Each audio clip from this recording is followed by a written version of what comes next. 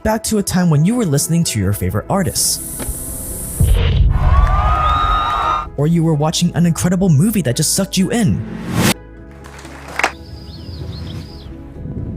Or you were playing an instrument.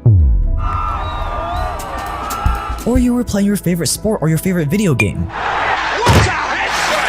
What? Whoa! They did it! City win the title!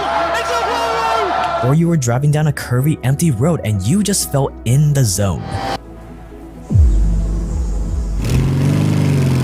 You were in the moment, you were extremely focused. You were fully enveloped in doing this thing. Time flies by, minutes turn into hours and you don't even notice, you forget to eat. What you were doing was challenging, but you had the skills to back up that challenge. So it was really fun, enjoyable, and fulfilling. This feeling you were experiencing of being in the zone is a psychological state called flow, and it's a term coined by this guy. This psychologist began researching flow after he became fascinated by how artists, especially painters, would get so lost in their work that they would forget to eat, sleep, or even drink water. These painters had effortless attention. They didn't have to try to work hard. They just wanted to work hard because it was insanely enjoyable. Another way to understand flow is to understand what it's not. Flow is not being bored out of your mind in a class you hate. It's not being at a job that you hate, where time just seems to slow down to a grinding, painful halt. Flow is also not doing something that's way too easy. It's also not when you're doing something that's way too hard and out of your league. That is not flow. And if you want to be successful at going remote, if you want to live a fulfilling life in general, you're gonna want to pick a remote job that puts you in the state of flow as much as possible. But what puts you into flow? Flow happens when your skills match the level of difficulty of what you're doing. If your skills are way too high and it feels way too easy, then you're gonna get bored. If your skills are way too low compared to the task at hand, it's gonna feel really hard and daunting.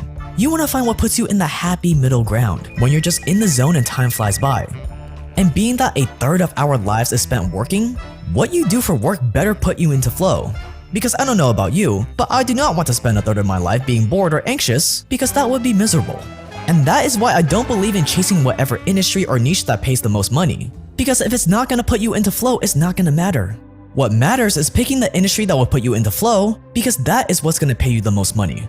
Because guess what? If what you do puts you into flow most of the time, do you think you're gonna produce better results by being in the zone? Do you think your employers will like you more? Do you think you'll be more likely to get raises? Absolutely. But it all starts with finding out what puts you into flow. And how do we find out what puts us into flow? By discovering something called your natural inclinations. But before we continue, it's time to take some action. Set a timer for 3 minutes and brainstorm all the things that have put you into flow in the past. It can be anything, playing video games, sports, when you were watching a YouTube video about something you were really fascinated by, anything. And actually set a timer for 3 minutes right now to force yourself to use that thinking power.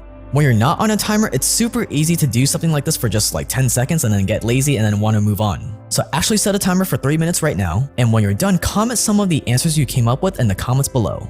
I'll see you in the next one.